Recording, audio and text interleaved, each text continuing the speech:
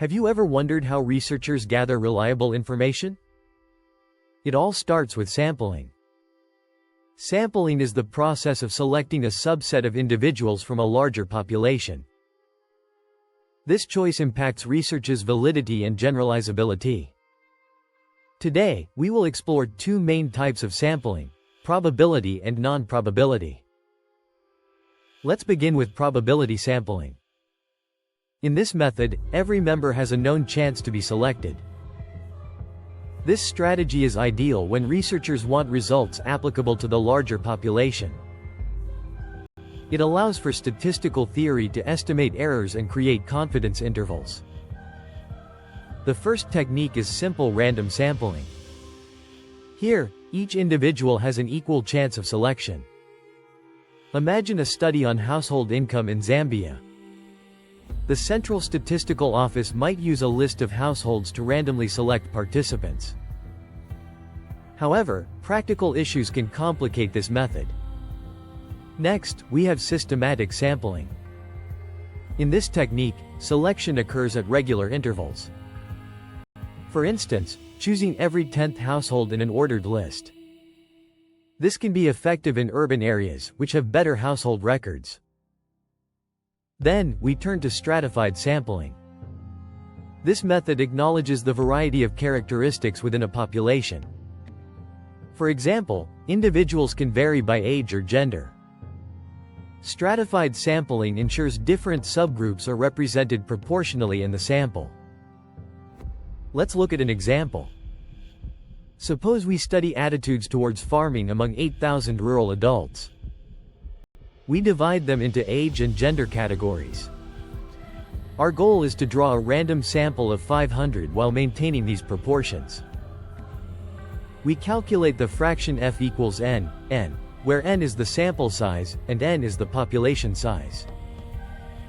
In this case, f equals 1/16. We then multiply each age and gender group by this fraction to determine the sample size for each subgroup. So, if we have 2,000 females aged 20-40, we select approximately 125. Rounding carefully, our total sample includes 500 individuals.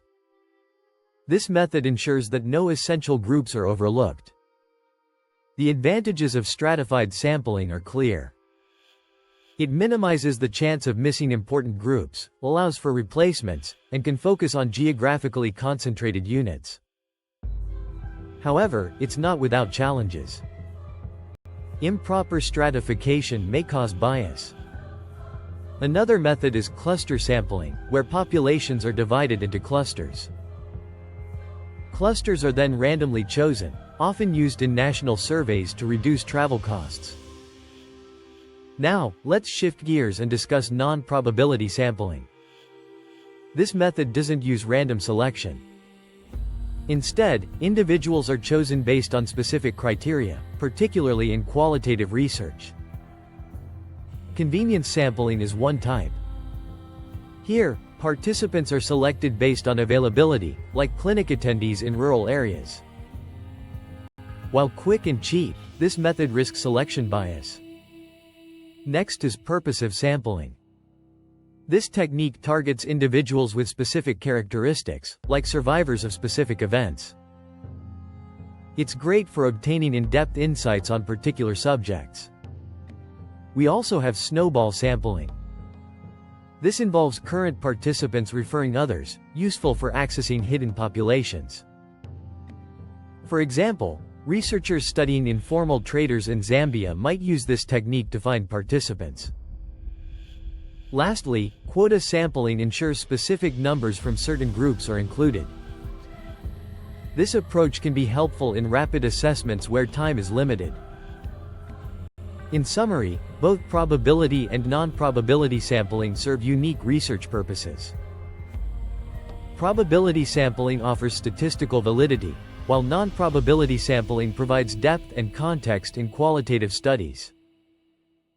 Understanding these methods helps researchers choose the right approach for their studies. Want to learn more about sampling techniques? Be sure to like this video, subscribe, and hit the notification bell for updates.